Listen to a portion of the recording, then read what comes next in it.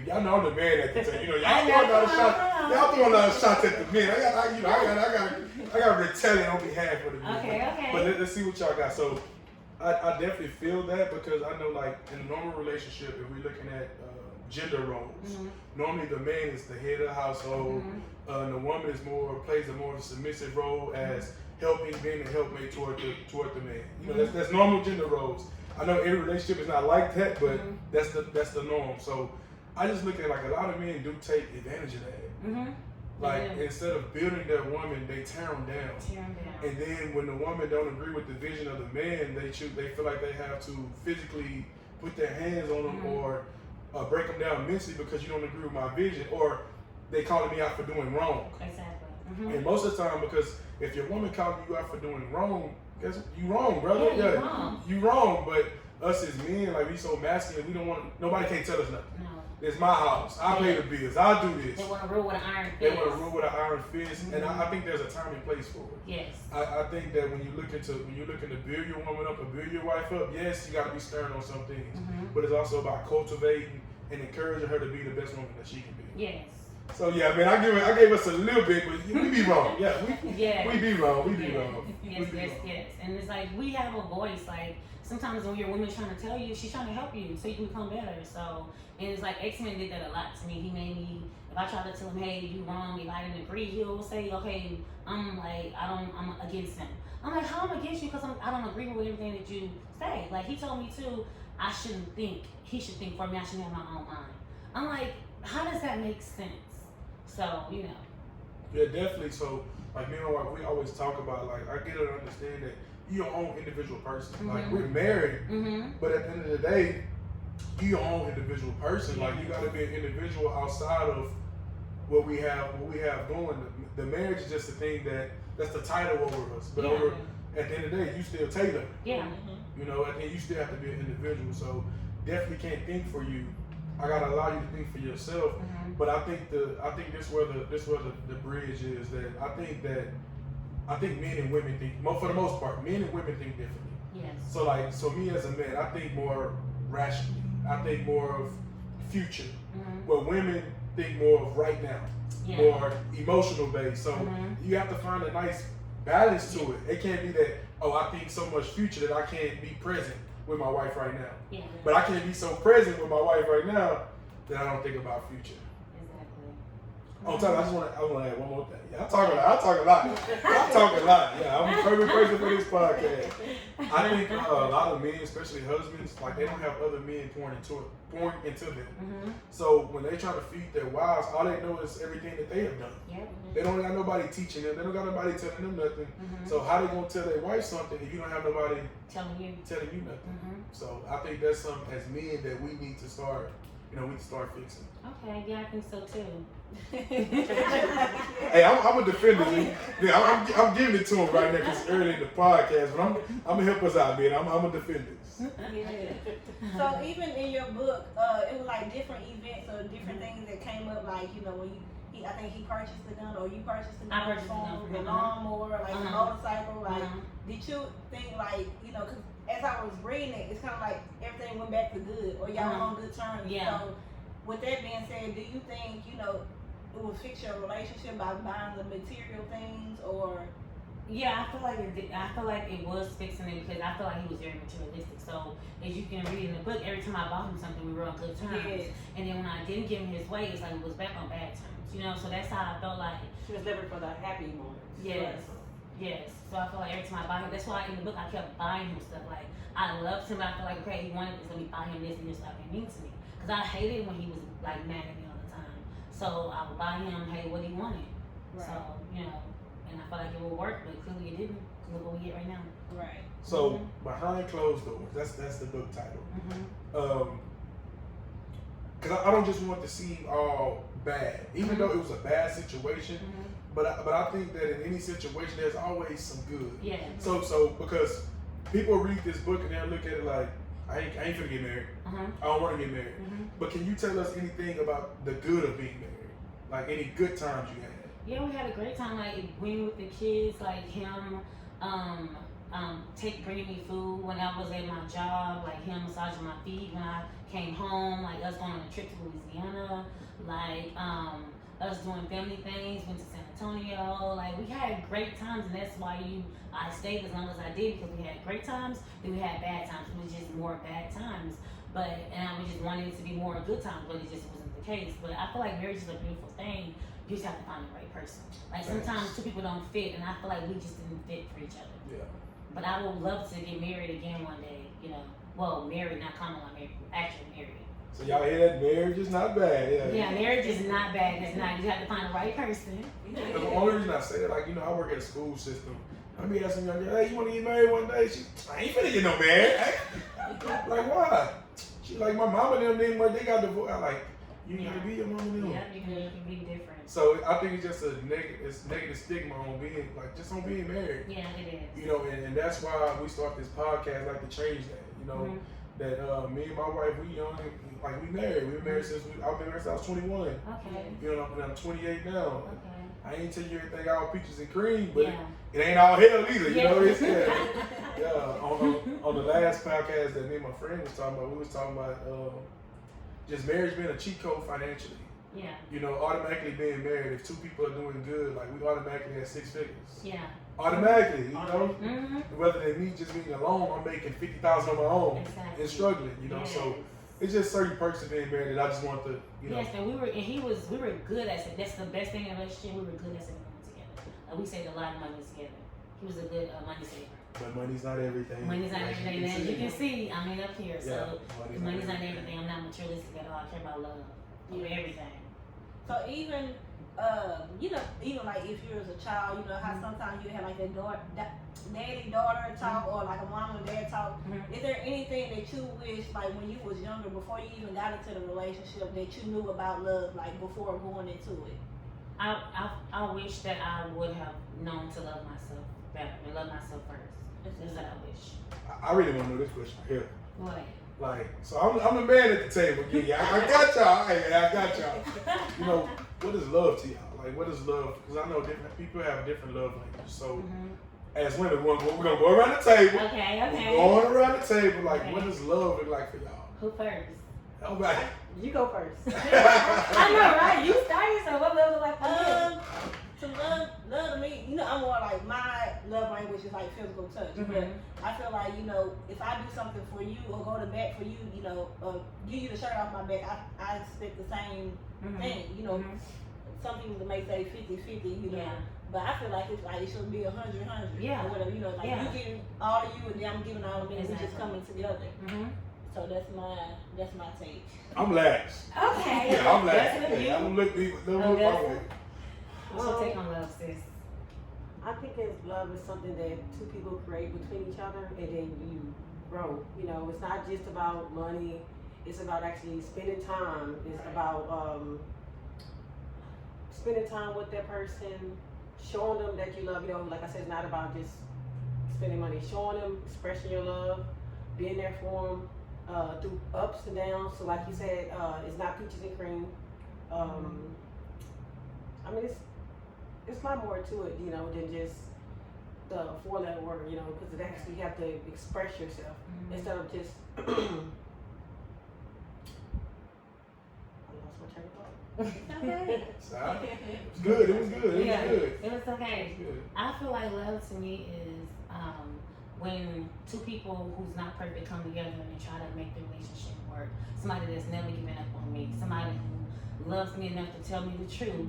Someone who basically like we giving, like whatever I'm giving, you take and we both giving and receiving. You know, it's a relationship like if I'm giving 100, you give 100 too.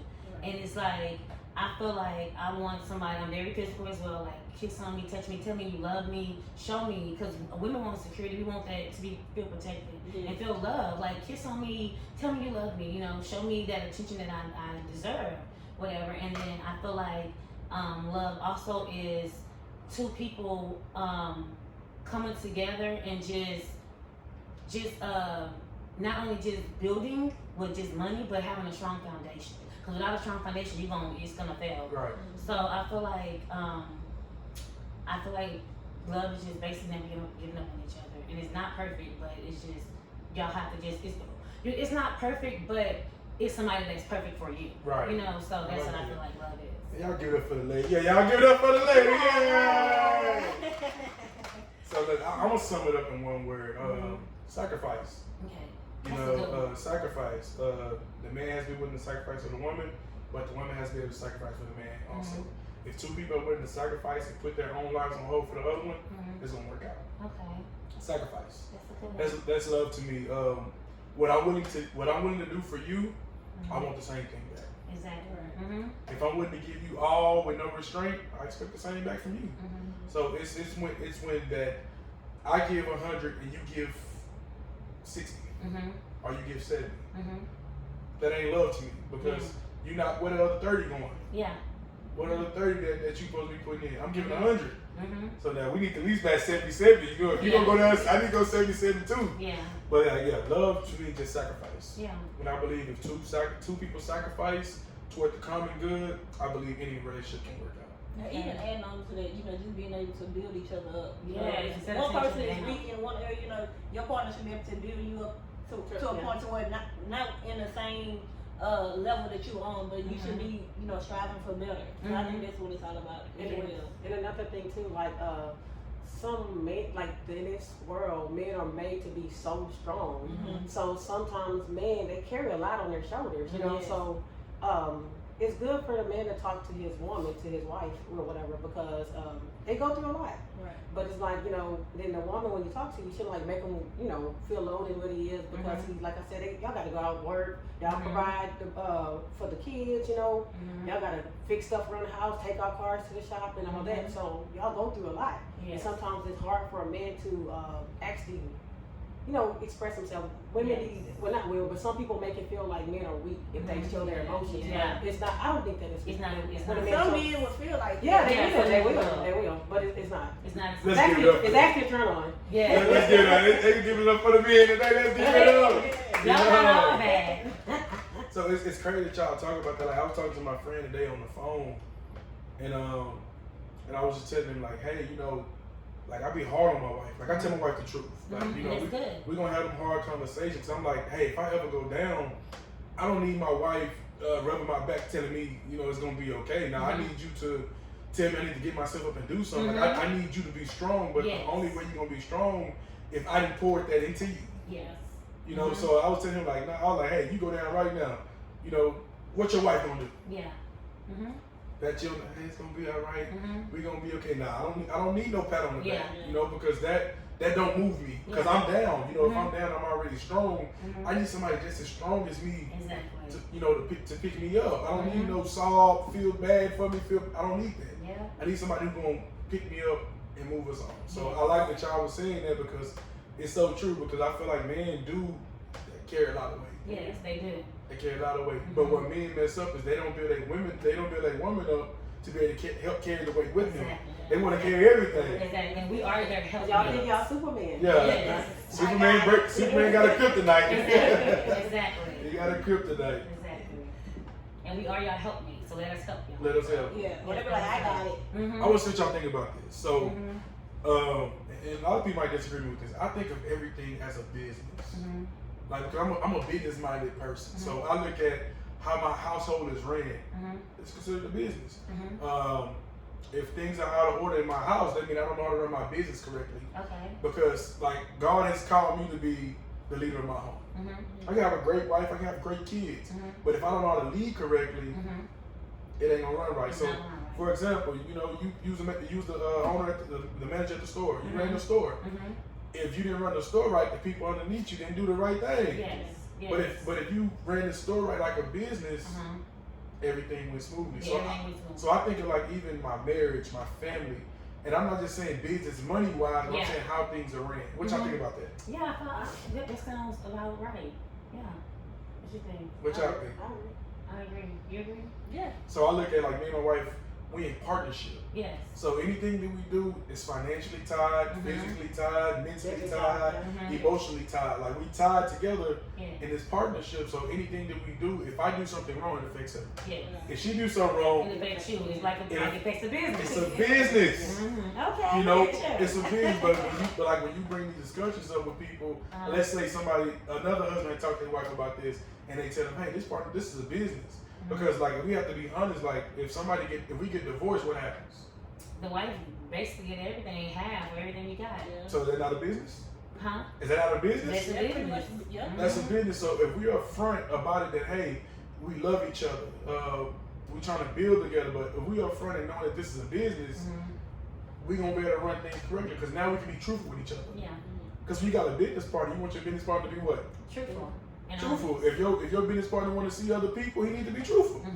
Right or wrong? Yes, right. If you want to see other people, Being truthful. you need to be truthful because it's a business and things can go forward when we're being truthful. Exactly. But the reason why a lot of marriages don't work is because we can't handle the truth. Exactly. Exactly.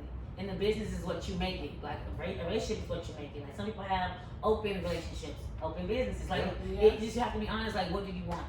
Yes, You know? Yeah, So communication. communication is key. I'm letting it be known. I'm not having no open marriage. Yeah. Well, that's good. Now, that's not part of my business plan. Yeah, that's not part of my business plan. Yeah, other people do, but it's not part of mine. That's not for me I'm either. not sharing. I'm not sharing them too stingy too. Yeah, we close off the partnership. I come into this partnership.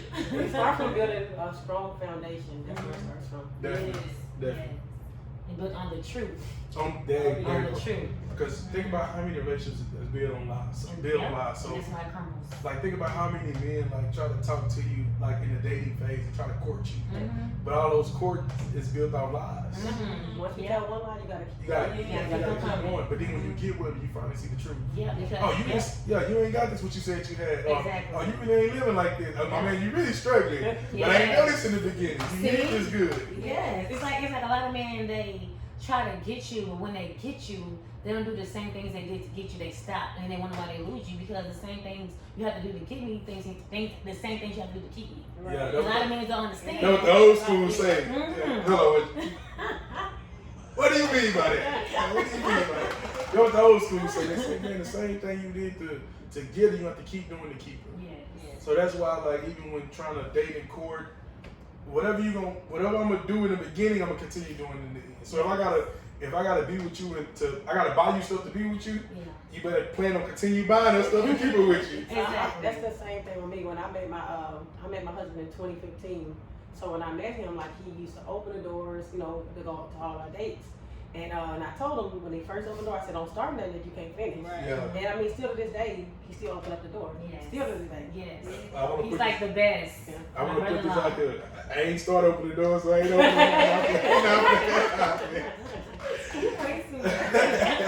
Even if we mad, if you open the door, Yeah, Right. Yeah. Don't start it. Don't start it, you can continue doing it. Or even like how they say you gotta continue to date. Yes, Yes, when you get married. Definitely, Yes. definitely. Yes, you have to.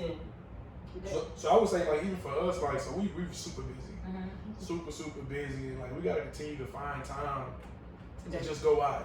Yeah. Go out today. Because, like, man, it'd be weeks that we be, like, we ain't really talk to each other in a week. Yeah. Well, about a week. Yeah. Like, we see each other, but we so busy being married and being individuals that we didn't even sit down and, Like, have how a was your conversation. day? Or, Yeah, we, anything you going through? Yeah. Y'all have kids? No kids, we don't have no So kids. let y'all have kids. Yeah. So, hopefully with kids, ready to slow down. But like we just be on the move and grind so much that, ain't gonna lie, we have to make time to, you do? go out and date. Yeah. You got to. So definitely a big key to continue dating. What else you got on here? What you got for us? So, Tasha, what advice would you give to young girls who may be going through what you went through, like, or what you experienced? So, some of them might be in high school, they may be in relationships that, maybe a young boy may be putting his hands on her, but how they always want to, like, hide it, not tell their parents and stuff like that, but they don't have nobody to turn to or be able to talk to somebody who went through that thing. So, what advice would you have for them, for someone who's currently going through the same situation that you went through? First off, I wouldn't. When a girl is going through that, first thing you don't want to do is judge them to the point of making them feel stupid, because then they'll shut down. So I would tell a girl, she came to me, I would tell her that to love herself, and I would tell her that of course she knows it's wrong, because we know when it's wrong when a man put our hands on us. Right. But I would tell her, whenever you get tired, just like my sister told me, whenever you get tired, you gonna leave. Whenever you get tired, like, you gonna know when it's time for you to go and walk away.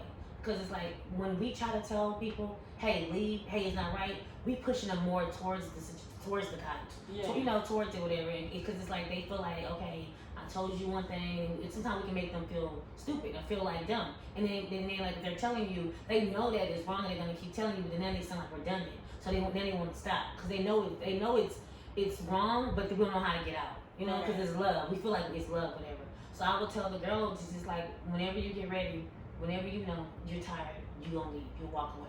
So And if you do, I'll be there, talk to you, and help you heal, and go on with your life. So I got a question. I be talking to people from all walks of life. Y'all know I talk too much.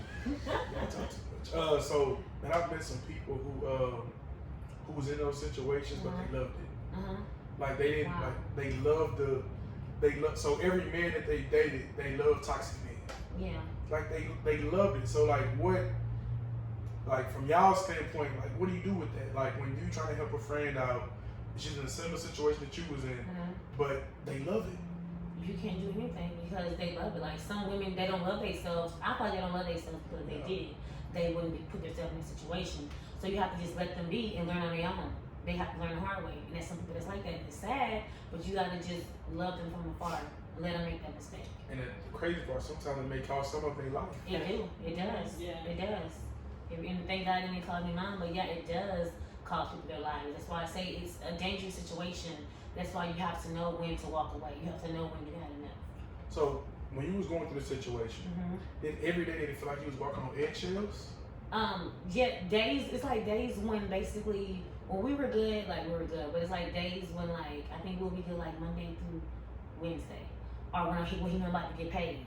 But like towards the weekend when it's coming, that's when he try to start arguing with me, like on a Thursday or Friday to stay gone for the weekend, and that's how it was. So it's like you knew the argument was coming. I knew the argument was coming. I knew I was like, you don't have to keep arguing me to leave. Yes, I knew the argument was coming. So if you knew the argument was coming, like, how would you prepare yourself for that? Like, you know it's gonna come. I knew it got to the point I got numb. I expected it already. So whenever we got into it, he left. I was like, okay, same thing. Go to the liquor store, to the store, give me some wine, and cry myself to sleep every night like I always did. I was used to it. Yeah, so you just became numb to it. Became numb to it. Yeah. So did it take you a while to get numb to it? Or It took me a while to get numb to it. Like, when I stopped talking to my family for like the 8 months, and when I didn't have anybody, and like when I felt alone, like, and I was trying to talk to him, it's just like he wasn't hearing it, except if I wasn't doing anything for him. Like, it just took me a while to like get numb to it, and I was just like, you know what? That's why I would say I wanted to stay drink, because when you're drunk, you don't care about nothing. Yeah. But when you sober up, that pain is still there. So that's how I felt. It's good. It's good. I think a lot of people need to hear that message, because imagine how many people self-medicate to try to get away from their problems. But in the end, once you come back to reality, the problem's still there. You're still there. So if there's anything you could have done differently, what would you have done different? We're glad that you was able to bring this book out. We hate that you went through the pain, but we're glad that you're able to get this message. But if there's anything you could have done differently, what you would have done differently? I think I'm glad this book is out, and I'm glad I had my kids. I think I wish I would have, when I was 15, I think I wish I would have just, the first time he put his hands on me, I wish I would have left. Even though I love my kids, but I wish I would have left when he hit me when I was 15. So as you saying, just to the audience and to everyone, that if your man put his hands on you early in the beginning stage of the relationship, take it serious. Yes, take it serious, because when somebody show you who they are the first time, believe them, they're not gonna change. Definitely. It's gonna get worse, because to me it got worse and worse. Like, the first time he apologized when he hit me by mistake, supposedly he apologized, but it's like as they kept coming and coming and coming, the apologies stopped, and it was just like, you deserve this is everything you deserve, long overdue, and the apologies stopped, and the beatings just kept coming. Yep. All right, so I like to stir the pot a little. I'm gonna stir the pot a little bit, because I like to see it from you know, from both sides, because there are relationships to where, yeah, men beat on women, but there's relationships where women beat on men first. You know, so was there any ever a time that you felt the will to fight back? In the beginning of our relationship, I was hitting him, like, in the beginning, because, you know, I was 15, so I was hitting him, whatever, and then he started hitting me back, but, it wasn't to the point where I'm gonna just hurt him, you know, he can beat me up, of course, but I fought him back one time. I think this was, after I had my second son. I think this is in 08, and I never did it again, because when I fought him that time, he beat me up even worse. Like, he was like, you wanna be a man? Stand up. He fought me for real. He's like, stand up and take it like a man, and he, like, beat me, like, bad. Like, I was busted, it was bleeding, like, he threw everything he could at me, like, yeah, it was bad, and I never, ever fought him again after that. And even in your book, as you were talking about it, you know, you went through like when y'all did go through like arguments, you know, you'll be drinking or be crying, or you'll be like in your book you mentioned like he'll want to start an argument to go to his brother's house, or when he did like hit you, it's kind of like you still was there, or even when he had babies with other women, like you still stayed around. I still stayed around. Yeah, because I loved him. I never wanted to leave him. Like, and that's why I was crying. I felt like I wasn't enough for him. As much stuff I did for him, I still felt like I was not enough for him. You know, and that's what hurted me the most. Cause it's like when you sit there and give somebody your all, and it's like you just, you know, I'm working 2 jobs for you, like taking care of the house, like I'm missing time with my kids, like, you know, I was working 2 jobs, so it's like when you really try to give somebody your all and they sit there and just, it's not enough, that stuff hurt. It hurts like so bad. Like, it's I loved you more than I love myself, to the point where I feel like, okay, now I gotta love me, because this me loving you first is killing me. It's killing me, so it's time for me to walk away. So that's where I'm at right now. That's how it is. Sorry y'all for crying. No. it's okay. Pain and passion. Yeah, pain and passion. You feel the realness. And definitely when you read the book, you feel the realness. You can tell that ain't nobody write this for her. right. Yeah, ain't nobody write this for her. Yeah, you know, this is her story, and just by the interview, you can tell that it's real. Yeah, it's real. So what would you say? What is a relationship like now? Because of course y'all got kids together. You know, so what's dynamics of relationship now? You know, because like I said, I like to be transparent here. So you know, I'm trying to put myself in picture. If I was married to you, you came out with a book. And that book, you know, it pretty much tells everything about our lives. You know, I'm like, oof. Because now, you know, the cat's out the bag. Yeah. You know, the Bible says everything that's done in the dark comes to the light. Exactly. And it's like, ugh, you know. Yeah. Like, so what is a relationship now? Is it a speaking relationship? Is not a speaking relationship? Actually, it's crazy because we are speaking. We wasn't speaking at first, but we are most definitely speaking right now. And he said little stuff to me. He gonna sue me for what is it called? Defamation of character stuff. I'm like, that's taking money out your kids' mouth. But we definitely talking. He said that people have came up to him and, you know, mentioned the book, him, you know, the diseases and stuff like that. I'm like, but that was 10 years ago. And he was like, people have came to him and told him that's my book not gonna stop him from getting girls. I'm like, that's not why I wrote the book. Right. And then he said people have told him that the book, like, I'm stupid, why would I write this and tell about my life? I'm like, because I'm not stupid, I'm just telling people, like, I'm trying to help other women get out of a similar situation. But he said that it's my story. He said he don't like it, but he can't get mad because I wrote my story. So I can respect that. Yeah, so we're actually on really good terms. I can respect that. That's great that, you know, you can leave someone, but y'all can still be good. Yes. You know, when that's the end, because you got kids together. Yeah, we got kids together. Like I tell people, like, this book isn't for nobody to hate him. Cause I don't hate him. After everything he put me through, I do not hate him. I love him. I'm always love him. He gave me 3 kids who I love like crazy. Like, so it's like I don't hate him at all. I don't have not a hateful bone nobody from. I don't like him, but I love him, and I'm always love him. And like I said, it's not, this book ain't for nobody to hate him. You know. Because, like, if it wasn't for what I went through, I wouldn't be the woman I am today. Right. And I wouldn't have this book right here, right now. So, you know, I thank him for that. So, what was your kids? Have your kids read this book? No, he don't want, my oldest, they glanced at it. Did they read the first 5 pages? No, but they read some other pages in between. It was like, Mama, we know that happened. Like, y'all know a lot of stuff happened. Because I kept y'all from a lot. Especially my oldest, because he felt like he wanted me and his dad to get back together. And I'm like, no, he felt like I just broke up with his daddy and I just left when it got hard. I'm like, no, honey, like, I should have been left a long time ago, but I decided to stay with y'all. So what do you think about when your kids? They're gonna read it. They're gonna read this book. Yeah, they're gonna read it. Cause my daughter tried to read it the other day. I'm like, nah, they just said they don't want you to read that book. They're gonna read this book. Yeah, they're gonna read it. The part that my oldest them seen, I think is without me trying to reveal too much in the book. I think it was the part when he poured rubbing alcohol on my leg and lit it on fire. They was like, Mama, we didn't know Daddy did that to you. I'm like, yeah, y'all know a lot of stuff, but yeah, he did that to me. And they was just like, wow. I'm like, yeah. So I think they're gonna read it, but I think when they get older, I don't think they want to read it right now. Yeah. But I think when they read it, it's gonna be like, wow, Mama, really? You been through all this? Yes.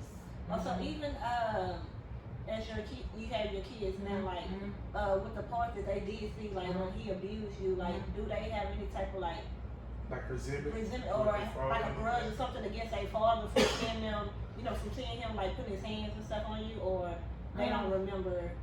They remember, of course, because he did it since they was babies. So, and then up until the point where, like, how long was the last time? Like, 3 years ago? So they remember, of course, like, my boys, they probably feel some type of way, but they're not gonna tell him because they respect him and they fear him. Definitely. So they don't want him putting his hands on me or disrespecting me, calling me my name, but they know it was wrong for what he did to me, whatever. But they're not gonna just sit there and tell him. And they have a relationship with their dad. Right. My daughter, on the other hand, she does not have a relationship with her dad, and it's because of him putting his hands on me. He said it's my fault. Like, we just had this conversation today before I came here. He said that I threw the rock and hit my hand, and that the reason why he don't have a relationship with his daughter is because of me.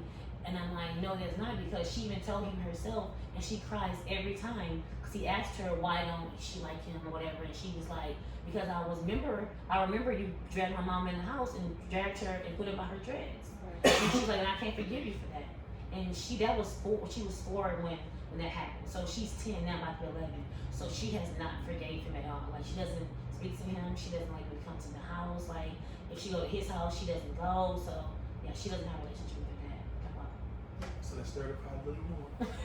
A little more. I'm gonna have to give me a spoon so I can start stirring it. So just like for your daughter's sake, like I want to say this. So like her going through that, so it ain't just affect you, it affect the whole household. So now, like, just think about her perception of a man. Yes. Like, she ain't gonna want nothing to do with, like, she don't want nothing to do with a man until she be able to forgive her father for that, because you forgave him, right? I forgave him. But until she be able to forgive him, she gonna never be able to move forward. So even like, with this book, how do you plan on, like, easy, because your kids gonna read this book. Yeah, they are. And your daughter's already traumatized by it, so what are you gonna be able to do to help cultivate your kids to where they can get over the traumatic experience also? Keep doing what I'm doing now, and keep showing them love, like keep showing them not ever get into a relationship like I did with that one. And like, if I ever do meet a man, show them this is how I'm supposed to treat a woman. Because I talk to my daughter, she's 10, I tell her, a man putting his hand is wrong, right? She's like, yes, ma'am. I said, somebody calling you a B or a slut or a hoe is wrong, right? And she was like, yes. I'm like, never put your hands on a man and never let a man put his hands on you. So I'm just trying to tell that even my boys, like, if a woman hits you, walk away, leave her, like, because never put your hands on a woman, because you can beat up a woman. So I'm just trying to show my kids love, like, just keep trying to be the best mom I can be, and just trying to just show them like what real love is and how to avoid situations that I avoided, like with their dad, with ex-man. Spoken by a strong woman. Strong woman. So even with your in your relationship, what was your final straw? Because I know in your book it was kind of like a pattern. Y'all would break up, get back, and most people, in that case, they would have been in the same position. So what was your final straw, or for you to throw in the towel, like, I'm done this time? In other words, you're breaking. Yeah. Okay. What was your breaking?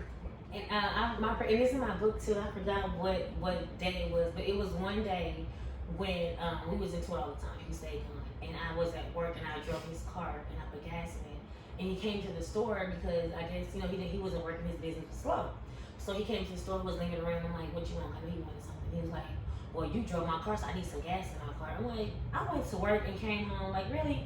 So I'm like, here you go. I gave him the money for the gas. And he was lingering around. I'm like, what? And he was like, well, I need some money for my hair. I'm like, really? Would you treat me so bad? Would you want me to give you some money? He's like, okay, forget it. I'm like, no, here you go. So I gave him the money for his hair. He went to the lady that he to do his hair, and I sent her a picture of how I wanted his hair. So everything was good. So when I got home, I had brought like some pre-roll-ups home for my kids, and I set them on the table. And he got home too, and he came in the room, and I sat in his lap and just laughing in his face, talking to him, and he just got mad. So he brought that candy. I'm like, huh? What I told you about bringing snacks home for the kids? I'm like, I brought them on the table. I told you don't listen to this and that, this and that. I'm like, wow. Just like that. I'm like, I just put gas in your car, gave you money for your hair. Why are you being mean to me right now? So then he started arguing with me. Like he went in the, he was ignoring me. He went in the room, in the kitchen, and was talking to the kids. And I'm talking to him, he ignored me. And I'm like, why are you ignoring me? Like, what I did to you? So long story short, I went in the restroom because I was crying. Cause I'm like, why he been mean to me? And I heard him tell my daughter, don't be like that piece of shit in there. She ain't shit.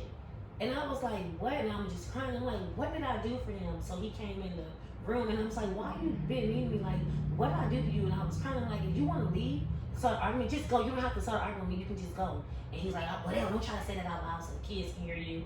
So eventually, like 5-10 minutes later, he left and didn't come home. And I went to the liquor store. And I was crying and I was drinking. I opened the Bible and I was like, God, I'm tired. I said, I can't do this no more. I said, this dude is constantly breaking me. I said, I can't. I said, God, please take all this love I have away from him. I said, I can't do it no more. And I think I went to a scripture and I forgot. I mean, but it was whatever it was. I remember it was what I needed to hear. And like he called me like right when I was reading the Bible, and he was like, "Hey, what you doing?" I'm like, "Nothing. I'm just reading the Bible, whatever." And he was like, "I'm tired of going through this." I'm like, "But you don't want us doing it. You don't want to stay and talk to me. You want to keep running like so is you." So he was just like, "Okay, well, bye, whatever." He didn't call me back. He didn't come home that night. And I was like, "You know what? I'm done." And that's when I just started doing my own thing. And eventually, I packed up and moved with my sister Daisy right here, her and her husband. Yeah. So that was my breaking point when I realized that he wasn't gonna change. And I would say, like just for the people going through similar situations, like I believe sometimes we become blind by our own desire. You know, all the signs, every sign that you need was in front of you. It was like that. You know, and it's crazy that God has to push you to that breaking point. Yes. Because I promise you, that was signs that He's been taking you to leave. It was. But your own desire of what you wanted or what you thought love was, it blinded you from really seeing what God really wanted for you. Yeah, that's so true. I feel like I'm supposed to be left. God been showed me signs, but you know, us as women and us as people, we want to just stay and be hard headed. Yeah. And like sometimes, loyal. Yeah, I want to be loyal. Yeah, I'm looking at we loyal to the wrong people. Yeah. Loyal to the wrong people. Loyal to the wrong people. So even I have a question. So in your book, it's kind of like towards the end of your book, you talk about how you lost yourself or your confidence, you know, your self-esteem in yourself. Where are you at now with your confidence in yourself? I love myself. Like, She got a swagger. I got my swagger back. Like I'm telling you, like what, like, cause he broke me. Like my kids, like when they went through my phone, like, and I was taking pictures, they was like, "Mama, oh, you got so many pictures of yourself." I never took pictures of myself when I was young because he broke me. Like he made me feel fat. And you know, just disgusting. Like especially when we get into it, he'll call me "you fat bitch," you know, this and that, and I was like, really? So it's like when I left him and I found myself and I love myself, I'm like, you know what? I'm all that in the bag of chips. Like what he talking about? So now he trying to sit there and say anything. I'm like, what please? Like I'm not worried about you. Like he can no longer break me like he did. You know. So I have so much self-esteem right now. Yeah, some people say I'm conceited, but I'm not. I'm just confident, not conceited. and that shows just the power of words. You know, words have the power to build up, but words also have the power to tie down. So we need to be selective, you know, not just in relationships, but with anything. Like, care for the words you use. Because those words become seeds. Yes. And they become either good fruit or they become bad fruit. You know, it can be the things that either build your life or tear your life down. So we need to watch the words that we speak over people and the words that we talk to people. True. Yes. True. So, I know the audience probably asking or have a question about it. You know, you already got this first book out, so will there be a second book? You know, even if it's not on relationship. Yeah, what they gonna be? Is it gonna be a second book? Honestly, Part 2. Honestly, I was not gonna do a second book. I was not, but I was like, you know what? I have to do a second book because I have to. I have to let the audience know how I healed and how I got through it, you know, because I didn't really put how I got my self-esteem back, how I healed, how I did that. But before I do behind closed doors too, I gotta find a man first. So it'll be like like a behind closed doors part 2, like me finding love basically, and then how I got to that point. Okay. So that's what it'll be about. So Okay. yeah, to be continued. She on some the best man final chapter. Yes. It's gonna be good. Yes, it is. So last but not least, I want you to let people know how they can purchase your book. Okay, so you can go to Barnes and Nobles or Amazon to get my book. All you have to do is Google it, Behind Closed Doors, and put my name, Latasha Haynes. It should come up.